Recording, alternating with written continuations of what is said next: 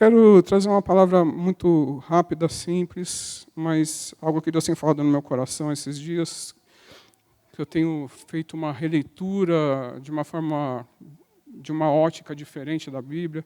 Não é heresia, tá? Eu não estou tendo uma revelação nova da Bíblia, não estou vendo nenhum anjo e nenhum anjo trouxe nada diferente para mim, mas eu estou vendo a Bíblia com mais simplicidade. Há 2 anos, Jesus tem falou para mim, veja de uma forma simples. Ele falou muito sobre aquela palavra, seja simples e sagaz, simples como a pomba e sagaz como a serpente, porque eu estou enviando vocês no meio dos lobos. Então, até tem uma palavra preparada, que muita gente fala que o que levou o homem a cair no jardim foi o orgulho, mas não foi orgulho, foi a inocência.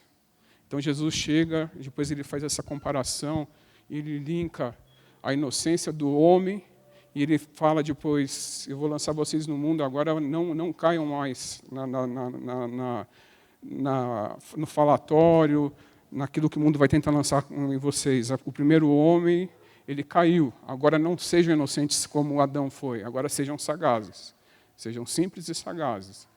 Porque o que acontece? A serpente foi sagaz. Eu não vou entrar nisso agora, mas a serpente foi sagaz.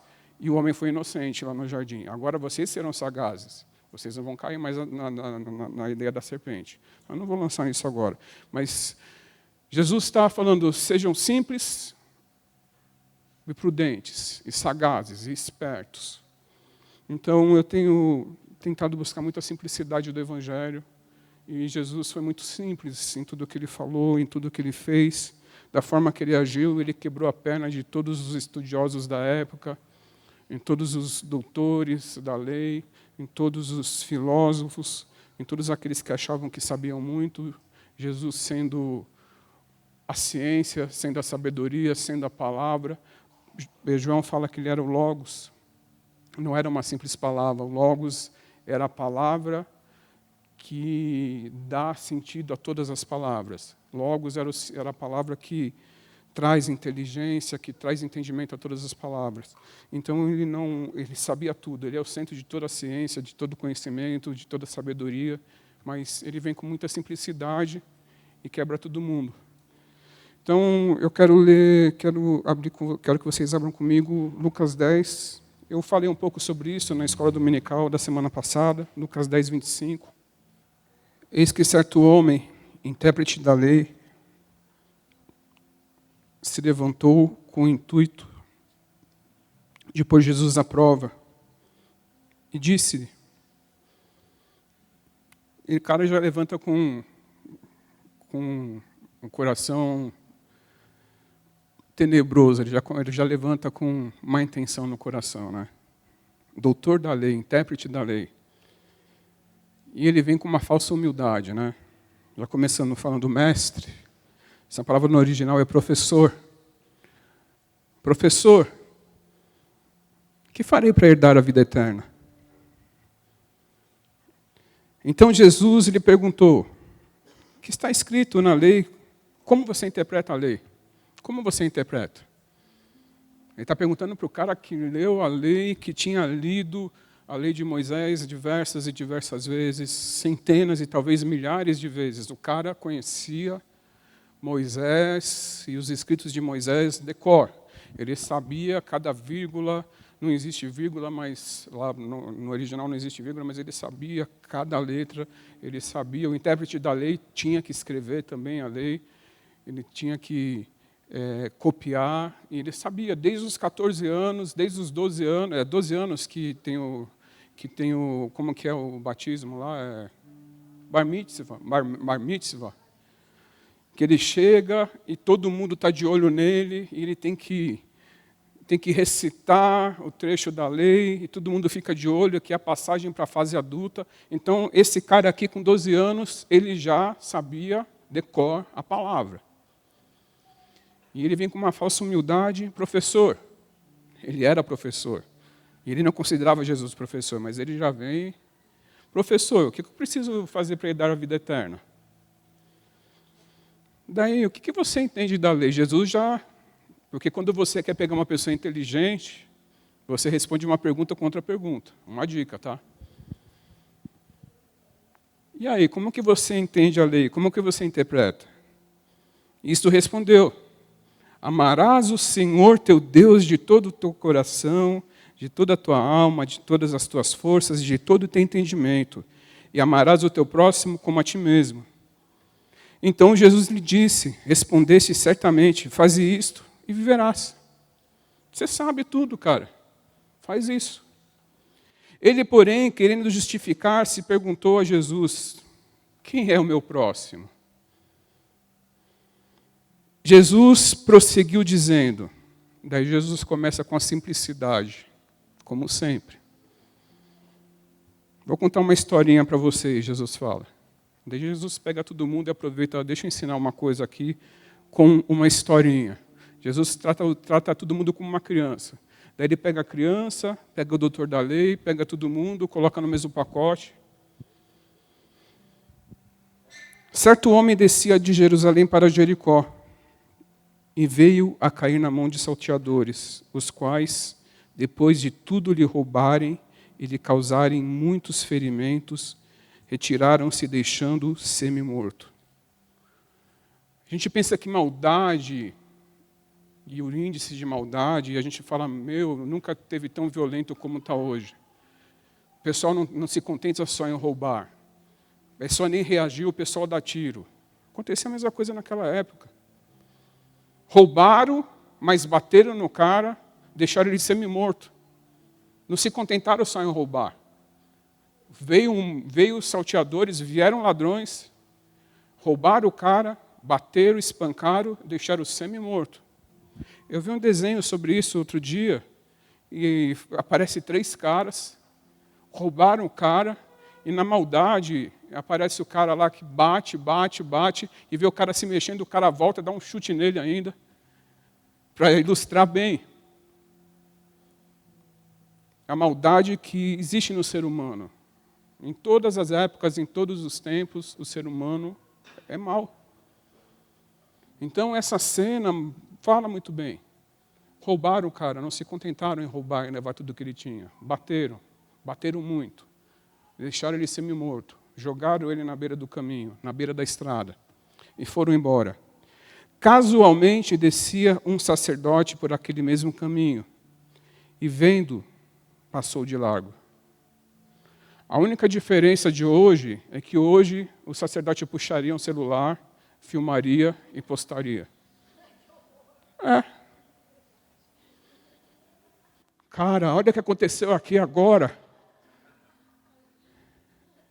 Acabaram de espancar uma pessoa. Onde esse mundo vai parar? Meu Deus, ele está respirando ainda.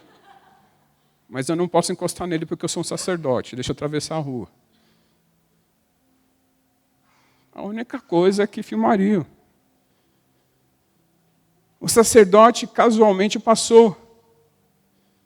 Olhou, viu o cara ensanguentado, viu a cena, viu que o cara estava respirando ainda, talvez ele tenha olhado, porque era uma estrada, naquela época as estradas eram desertas, não tinha tanto fluxo. Ele viu, a Bíblia fala que ele passou de largo, ele foi na direção oposta, ele atravessou a rua e continuou o seu caminho. Semelhantemente, um levita descia. Então passa um pastor, passa um apóstolo, esse sacerdote vamos contextualizar. É um pastor, um apóstolo, um bispo, um líder de uma igreja, passa e ele vai embora. Semelhantemente, passa um levita descia por aquele lugar e vendo também passou de largo. Passou na direção oposta. Foi embora. Cara, Vamos imaginar, se fosse o dia de hoje, eles falariam assim, cara, eu não vou me meter nessa situação, eu não sei, talvez esse cara seja ladrão, eu não sei, talvez ele tenha merecido apanhar, talvez seja um ladrão, talvez ele tenha, sei lá, um estuprador que apanhou aí, eu não tenho tempo, se eu socorrer esse cara, depois eu vou ter que prestar, como é que é, declaração na polícia lá, porque se eu chegar com o cara ensanguentado no hospital, a polícia vai me perguntar se foi eu que bati, como que é, vou ter que... Então você pensa em tudo isso. Eu vou perder tempo. Se eu colocar no meu carro, vai sujar todo o meu carro de sangue. E se esse cara tiver AIDS, eu vou encostar no sangue dele? E se ele tiver uma doença transmissível? Eu corro risco também. E se deixaram aí, não deve ser coisa que preste.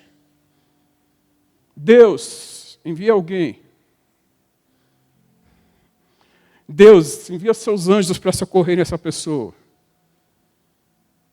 Eu vou até levantar um clamor na igreja.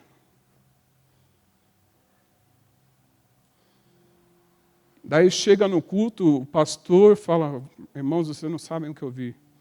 Onde esse mundo vai parar? Passei por um cara todo ensanguentado, quase morrendo.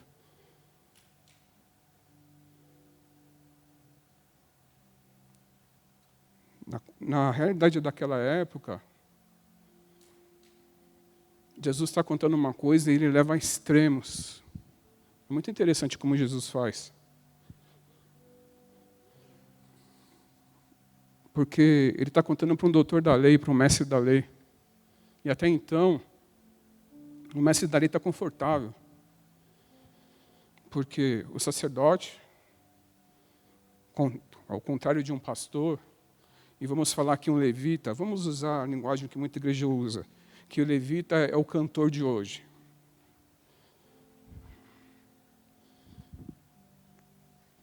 E o levita estava falando assim, eu tenho uma agenda, não posso parar agora porque eu vou ministrar louvor. Eu tenho milhares de pessoas que dependem de mim e estão me esperando. E as pessoas precisam ter um encontro com Deus. E as pessoas precisam ser tocadas por Deus. E as pessoas já oraram, esperaram, prepararam tudo. E eu não posso parar para socorrer esse cara. Mas, na realidade daquela época, nem o sacerdote, nem o levita poderiam tocar numa pessoa ensanguentada e nem saber se estava morto. Eles não podiam tocar no morto, porque eles não podiam exercer o ofício de sacerdote nem de levita. O levita era o faz tudo dentro do templo. É o que limpava, é o que colocava o fogo no altar, é o que deixava tudo preparado para o sacrifício. Eles não podiam exercer o ofício deles se tocassem no morto. Eles estavam certos pela lei. Eles não estavam errados. Daí Jesus fala, logo depois, certo samaritano que seguia o seu caminho passou perto. E vendo, compadeceu-se dele. Chegando-se, pensou-lhe nos ferimentos, se preocupou com os ferimentos dele. Aplicou-lhe óleo e vinho. Encostou nas feridas dele. Não se preocupou se estava sangrando, não se preocupou. Ele encostou na ferida, ele encostou no ferimento.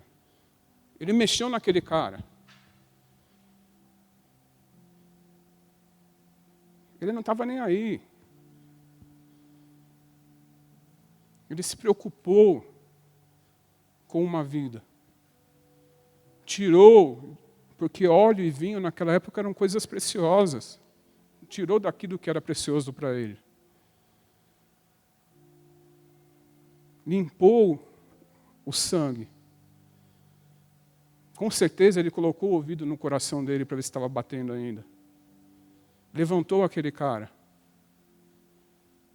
Ergueu ele, deixou ele com a cabeça levantada. Tentou falar com ele. Ele nunca tinha visto aquele cara. Eu não vou falar do significado do óleo e vinho. E colocando-o sobre o seu próprio animal, dentro do seu carro, da sua Mercedes, não se preocupou em manchar o seu banco, levou para uma hospedaria e tratou dele. No dia seguinte, tirou 2 denários e entregou ao hospedeiro, dizendo: cuida desse homem. E se alguma coisa você gastar a mais, eu te indenizarei quando eu voltar, porque eu vou voltar para saber como ele vai estar. Eu não vou deixar ele jogado. Eu me preocupo com ele. Eu não sei quem esse cara é. Eu não vou fazer pela metade, eu não vou jogar ele na porta de um hospital. Eu quero saber como ele vai ficar. Eu vou cuidar dele até o fim. Qual desses 3 parece ter sido o próximo do homem que caiu nas mãos dos salteadores? Respondeu-lhe o intérprete da lei: o que usou de misericórdia para com ele. Então lhe disse: vai e procede de igual modo. Deixa aberto em João 9. Tenho meditado em algumas coisas, e eu meditei em algumas coisas durante esse ano que passou, da importância que Jesus dá para as pessoas.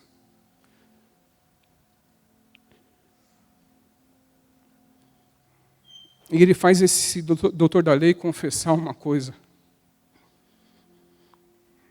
Ele pergunta para esse cara: quem é o semelhante? O samaritano. E judeu detesta samaritano. Judeu odiava samaritano. Ele faz o judeu falar: cara, o samaritano é meu semelhante. O samaritano é melhor do que eu. Ele faz o judeu reconhecer isso. Porque o samaritano, em uma determinada época da história do povo judeu, ele surge como um povo que foi levado cativo, um judeu que foi levado cativo, ele surge como um povo misturado depois da volta de um cativeiro, acreditando ainda na palavra, mas acreditando em algumas outras coisas mescladas. Eu não vou entrar, é uma história, tem que entrar na história do povo judeu. Isso é muito, muito, muito resumido. Mas eles esperavam o Messias, eles esperavam e acreditavam em Moisés, acreditavam na lei, mas ele não é considerado um povo puro pelos judeus. Essa era a briga. E o judeu fala: vocês não têm pedigree. Essa era a briga: vocês não têm pedigree. Não, vocês não são judeus. O Messias não vem para vocês. Jesus chega e fala para o judeu, para o doutor da lei. Ele mostra uma coisa, como ele mostrou em todo o tempo que ele teve aqui na terra. Ele fala: eu não vim quebrar a lei, mas eu vim cumprir. Mas ele veio mostrar uma coisa muito forte: vidas são mais importantes do que rituais. Vidas são mais importantes do que legalismo. Vidas são mais importantes do que regras. Uma vida é mais importante do que lei. E ele fala para os doutores da lei: vocês não entenderam isso ainda? Vocês não entenderam isso ainda? O cara chega: professor, me ensina como que eu faço para herdar a vida eterna. Quer saber mesmo? Vou contar uma historinha. Tinha uma vida jogada lá e passa um sacerdote. E ele, para não sair do status dele, ele decide não salvar a vida. O que de mal poderia acontecer com ele? Ele iria para o inferno? Não. Talvez ele ficasse 1 ano sem exercer o turno dele. Mas uma vida não era mais importante do que aquilo?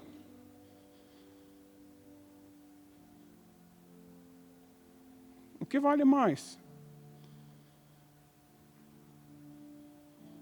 Perante os homens, ele teria quebrado a regra, a lei.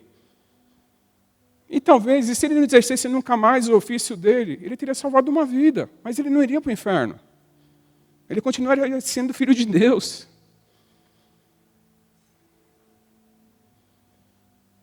Jesus está falando a importância. E ele está mostrando isso. O levita era só se limpar depois, só se purificar, tinha os rituais de purificação.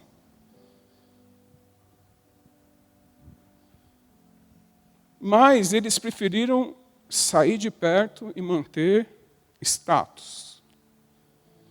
Eles preferiram sair de perto e manter aparência. Eu estou bem perante Deus porque eu não me sujei com sangue. Eu estou bem perante Deus porque eu não toquei no morto. Eu nem sabia se o cara estava morto, mas eu não toquei nesse cara.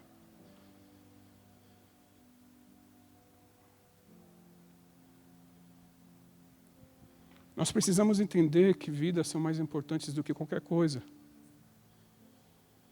Existe uma pergunta muito polêmica. Eu vou lançar essa pergunta para vocês agora.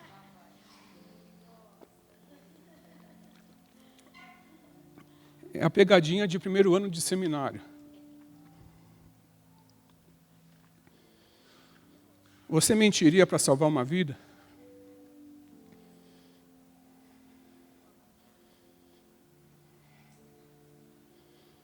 É uma pergunta feita no seminário. Estou falando para vocês.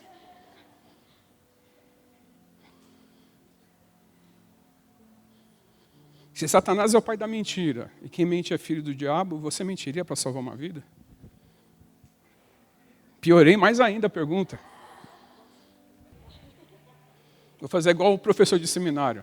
Deixo para vocês. Eu sei a minha resposta, mas não falo. Igual o professor de seminário. Lá em João 9, lê só o 25. Ele retrucou, se é pecador, não sei. Uma coisa eu sei, eu era cego e agora vejo. Começa toda uma discussão em cima de um cara que era cego de nascença. Ele nasceu cego.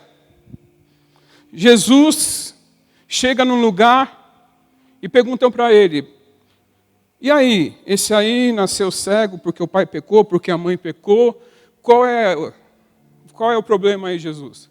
É para que as obras de Deus se manifestem através da vida dele.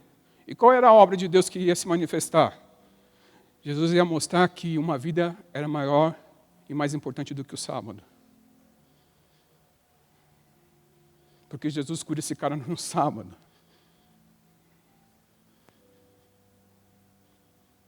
Já estava preparado isso.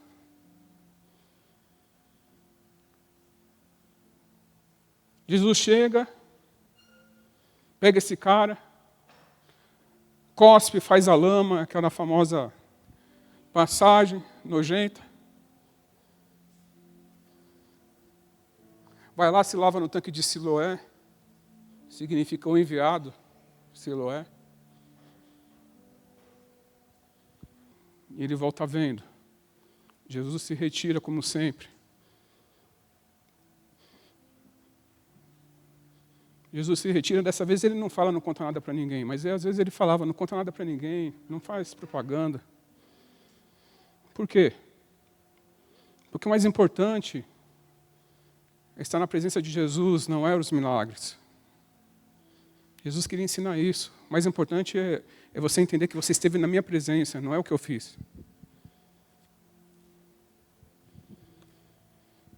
E daí começam os fariseus. Primeiro as pessoas começam a perguntar, não é aquele que pediu esmola? Não é aquele que estava ali jogado? E daí chega até os fariseus. Meu, você foi curado no sábado. Isso é pecado. Quem te curou no sábado? Um pecador te curou no sábado, porque só pode ser um pecador. Como que aconteceu isso? Jesus, um tal de Jesus cuspiu, fez uma massa, colocou no meu olho, mandou ir até o tanque de Siloé, e eu fui curado. Mas você era cego mesmo? Era. O que você acha desse Jesus? Ele é profeta.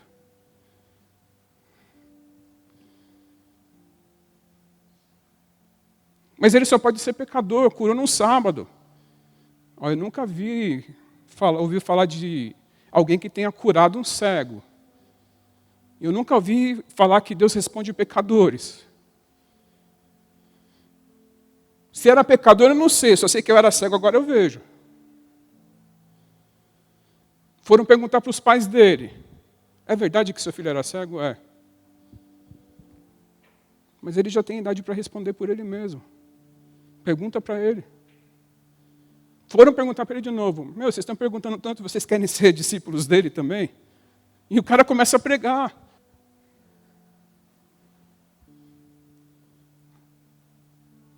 Mas não é possível, foi sábado. O grande questionamento todo, a indignação toda foi sábado. Não é que esse cara foi curado. Não é que um cara que era cego a vida toda tinha sido curado. Não ficaram admirados por isso. Foi sábado. Não podia ter acontecido no sábado. Não podia ter quebrado as regras. Não podia ter quebrado os padrões. Não podia ter mudado nada.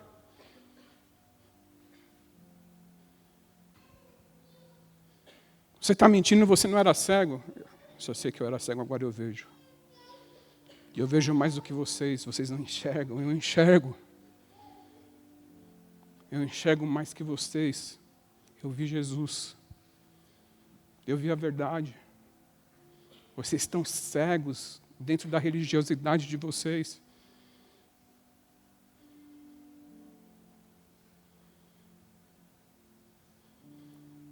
Vocês estão cegos, estão fechados, vocês estão aprisionados.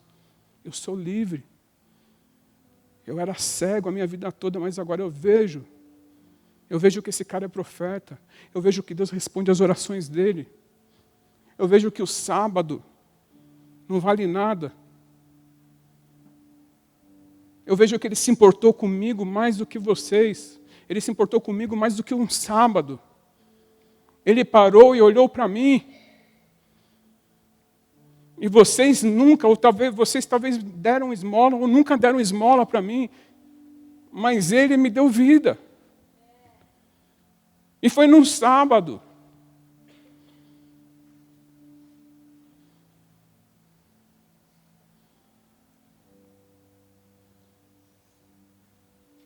Vidas são mais importantes do que dias, do que padrões, do que regras.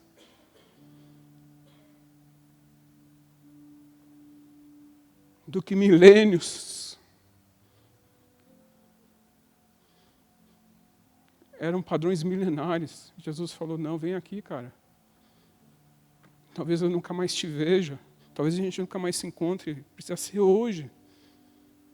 Precisa ser agora. Não deixe para amanhã o que você pode fazer hoje. Talvez você nunca mais encontre a pessoa que você esbarrou hoje. Faça hoje, faça hoje.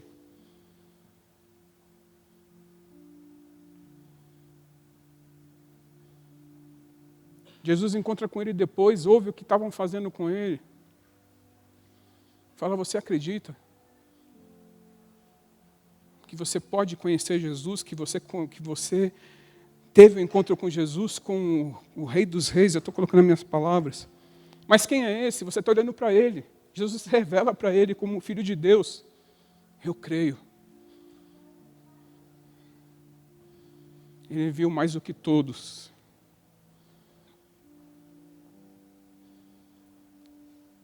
Só sei que eu era cego, mas agora eu vejo. Num sábado.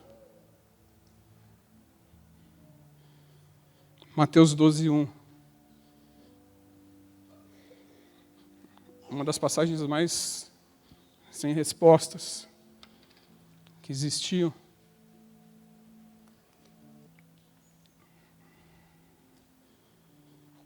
Eu achei injusta essa passagem por um tempo.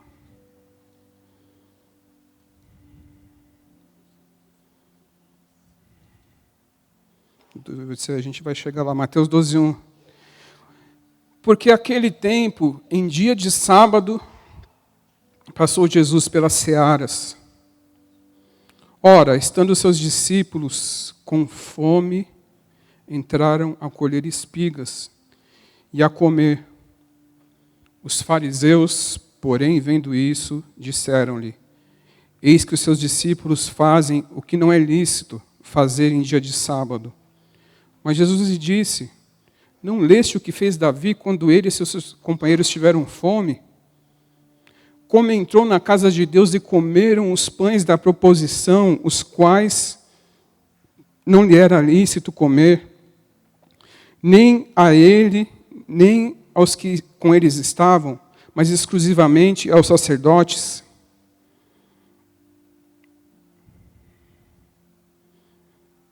Vamos parar aqui. Eu não sei se vocês já leram essa passagem quando Davi vem a Emelec. Ele está fugindo de Saul. Ele está fugindo com alguns. Ele chega para Emelec e fala: cara, eu estou numa missão secreta de Saul.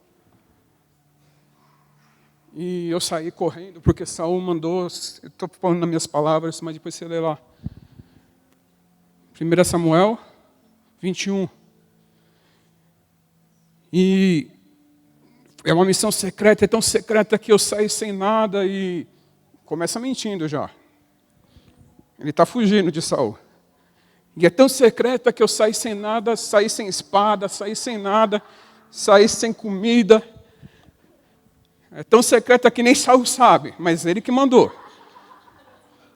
Ele para na casa lá, no templo lá, e fala: Emelec, a gente está com fome, cara, e a gente precisa de comida.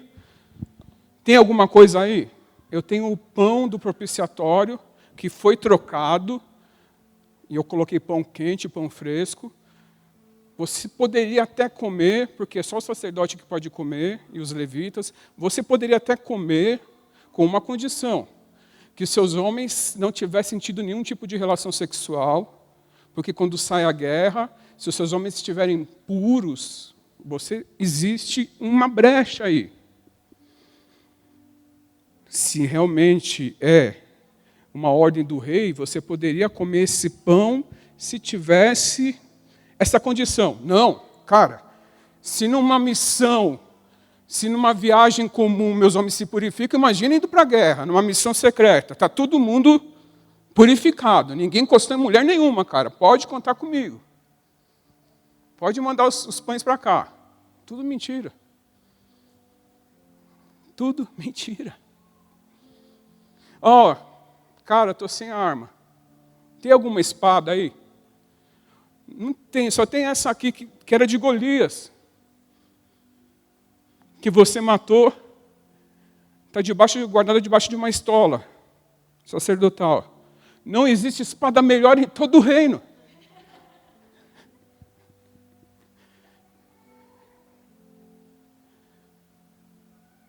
É essa mesmo. Tem certeza que Saul mandou? Tenho. Você acha que eu ia mentir para você? Eu sou o herói do reino. Eu, Davi, sou o herói. Cantaram louvores em meu nome. Sou eu, Emelec. Toca aí, cara. Abraçou o cara. Imagina a cena. Davi era chavequeiro.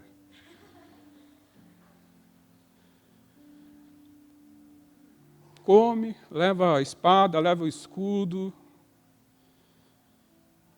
Mentiu, em consequência, depois, ele vai lá para o rei de Gade, né? Chega lá, um dos conselheiros do rei, mas esse é Davi, que cantaram lá, ele matou filisteu. Ele começa a babar pela boca, a fingir de louco. Logo depois ele vai para a caverna de Adulão, onde ele monta toda a estratégia de guerra dele. Isso é resumindo a história. Saul sabe de tudo o que acontece e mata todos os sacerdotes. Eles não tinham culpa. Mas Jesus elogia essa situação aqui.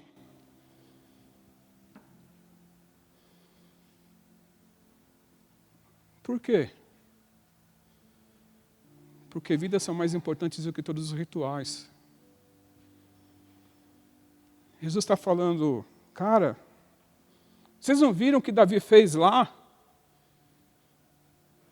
É mais importante matar a fome dos homens do que um pão que vai ser jogado fora depois.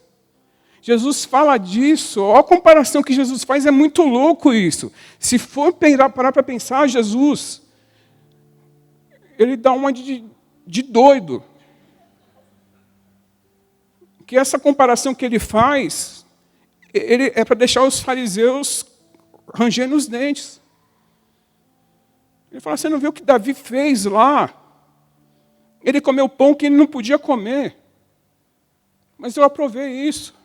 Eu estou provando isso. Porque ele matou a fome dele e dos homens que estavam com ele. Porque a vida dos homens que estavam com ele, e a vida dele era mais importante porque ele era o futuro rei de Israel.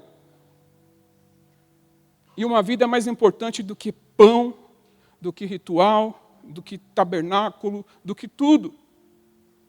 E vocês não entenderam isso milhares de anos depois, porque vocês estão preocupados, porque aqueles que estão comigo estão colhendo espigas, não é para vender, é para comer. Eles ficavam igual urubu em volta de Jesus. Jesus, seus discípulos, olha o que eles estão fazendo, não é lícito. Não é lícito o que eles estão falando aqui. Estão colhendo espiga, eles estavam colhendo, eu acho que eles estavam comendo espiga crua ainda. Não fala que eles assaram a espiga.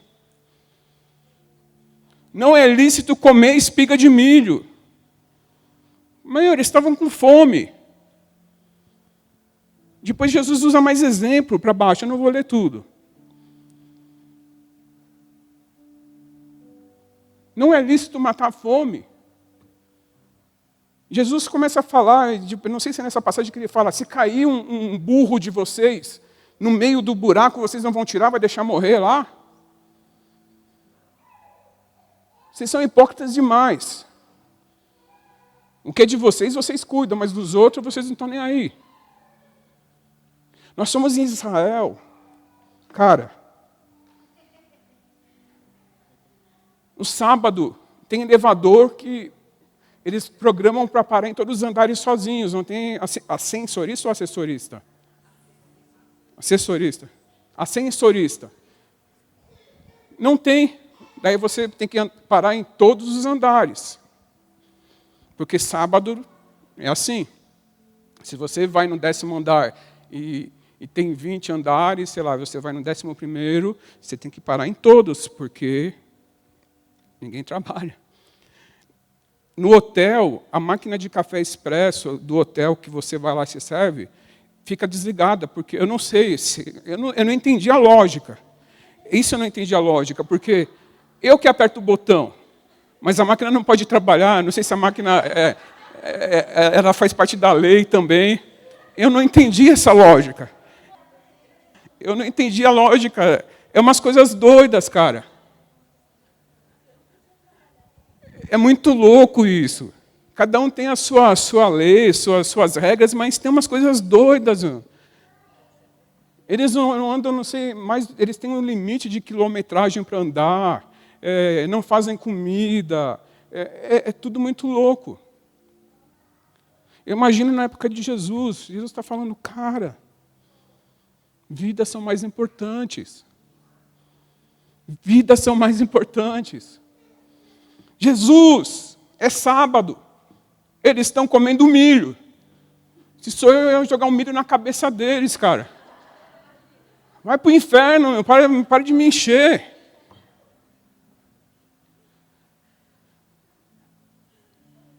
Meu, Jesus, ele não foi tentado no deserto, ele foi tentado no resto da vida dele.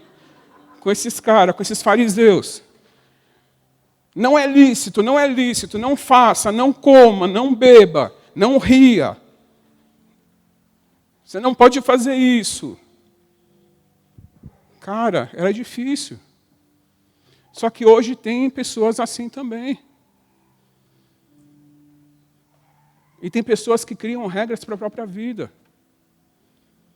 Cuidado. Cuidado. Para a liberdade que Cristo nos chamou. Você é livre. Existem padrões, sim. Existem leis, sim, que nós precisamos obedecer. Mas não crie leis. Não torne sua vida pesada. A vida já é muito difícil. Jesus já falou que nós teríamos aflições. A gente já nasce chorando, ninguém nasce sorrindo. Nunca vi caso de nenhuma criança nascer sorrindo. Você já nasce com... ninguém... Então, vamos facilitar a vida, vamos suavizar a vida.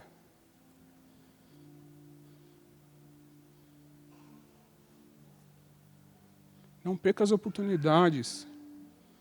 Não perca as oportunidades de tocar as vidas. As vidas são importantes. Jesus dava importância para as pessoas. Ele era movido de íntima compaixão. Ele se importava.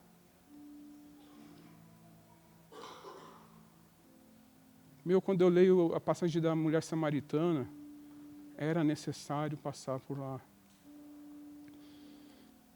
Ele passaria só por causa da mulher samaritana. Uma mulher que ninguém dava valor, ninguém sabia que existia aquela mulher na cidade dela. Jesus, o Criador de tudo, o dono de tudo, o Deus, ele passa naquele poço para falar com aquela mulher. Isso é louco demais.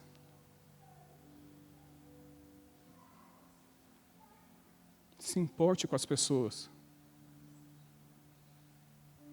Se importe com as pessoas se você é discipulador, com as pessoas que você discipula.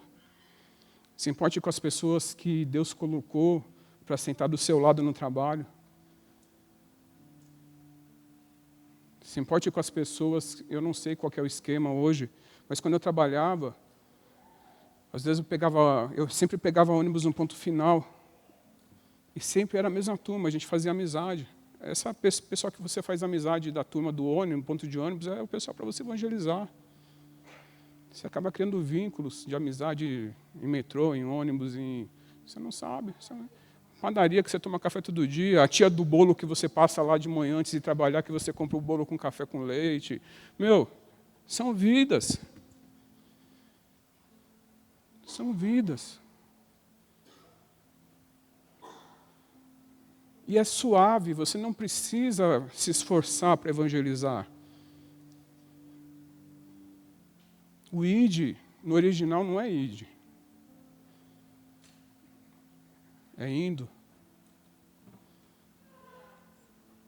É gerúndio, é constante. É algo que você faz todos os dias. É que você faz com a sua vida. Não é algo pesado. É o que você faz no dia a dia. É o que você faz quando você senta à mesa. É o que você faz quando você vai jogar bola, quando você vai para a academia, quando você vai para a escola. Indo, pregando o Evangelho. Indo, pregando o Evangelho. Indo, pregando o Evangelho. Foi o que Jesus falou, é o que Jesus fez. A gente entende o id como, cara, vocês são obrigados, senão vocês vão morrer. Indo, indo, indo, indo, indo. Por onde você passa? Indo. Vidas são importantes. Indo. Vai acontecendo, vai fluindo, indo. A sua vida é o Evangelho. A sua vida é um livro aberto. É um livro. Você é uma carta de Deus. Indo. As pessoas tinham prazer de estar na presença de Jesus. As pessoas sentavam para ouvir Jesus. Indo. É simples. Simplicidade. É isso que nós precisamos voltar. Tem muita gente indo atrás de grandes revelações da palavra. Para ser sincero, Deus me dá muita coisa, mas eu não faço questão. Eu quero ser mais simples possível. Eu quero chegar a um ponto, eu não sei quanto tempo eu tenho de vida, mas eu quero chegar ao ponto de que um físico nuclear consiga me entender e uma criança consiga me entender no mesmo auditório. Daí eu vou cumprir o meu papel. Não adianta eu falar que a cor do cavalo, do cavaleiro, não sei o quê, das cores dos olhos, Meu, para quê? O que eu vou ganhar com isso? Tem tanta gente buscando grandes revelações da palavra. Quero ser simples como Jesus. Objetivo, claro.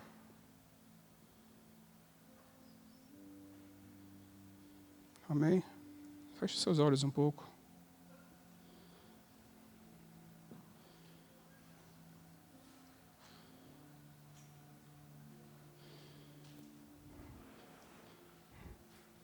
Entenda uma coisa, que você só está aqui essa noite porque você é importante.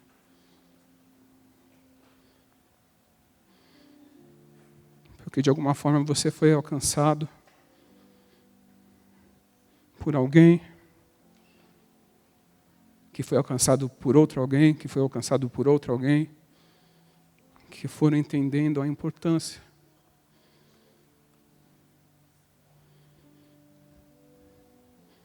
Que foram entendendo essa importância, entendendo que vidas são mais importantes do que prédios, do que sistemas, do que padrões.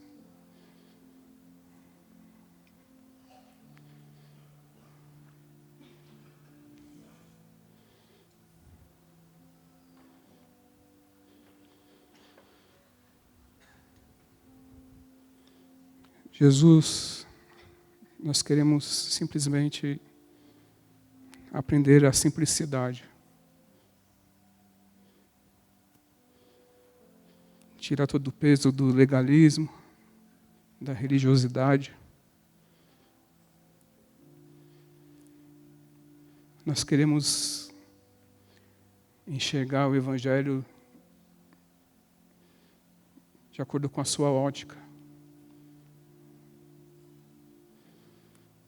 De uma forma simplesmente profunda e profundamente simples. Que toque as vidas. Que toque para transformar.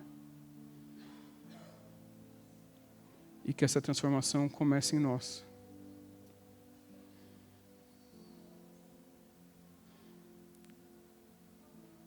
Não queremos ter a pretensão de nos acharmos super crentes, super santos. Só precisamos entender que somos filhos.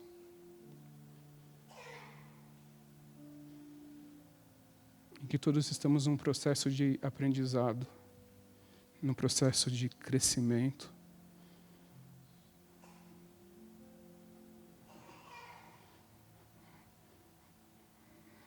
Mas que um precisa do outro.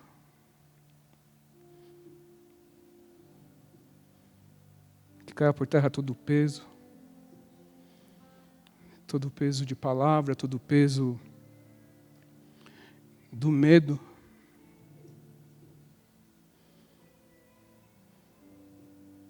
Que venha mesmo o alívio, a liberdade do amor. Porque no amor não existe medo. Que caia por terra todo o peso, todo o medo da incompreensão, mas que venha o entendimento de que podemos nos lançar nos seus braços de amor. E que existe graça em seus braços. Graça. Graça. E que cada um possa sentir que é tão importante. E que você se importou tanto. Que os amou até o fim.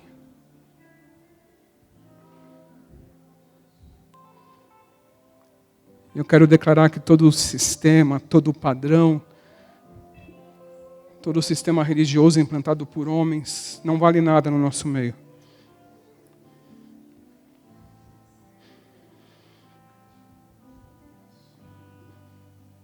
E que somos ligados e somos atraídos por laços de amor. E que nada pode nos separar do seu amor. Nem altura, nem profundidade.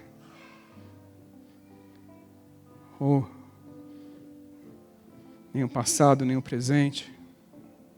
Nem a morte, nem a vida. Nada. Nada. Nada. Nada. Espírito Santo, toca cada um agora. Toca cada um agora.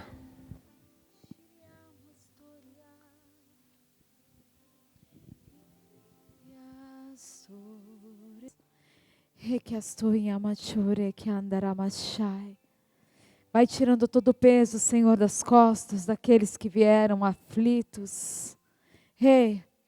Daqueles que se sentiram pesados.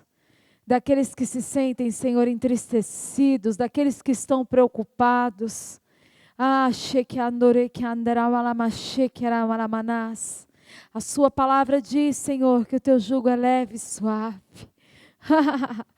Vai tirando, Senhor, toda a preocupação com amanhã. Eu sinto muitos corações nesta noite, aflitos com o dia de amanhã. Você é a certeza do nosso amanhã, Jesus. Você é a certeza do nosso amanhã, Jesus. Toda aflição, todo peso, arrancados agora.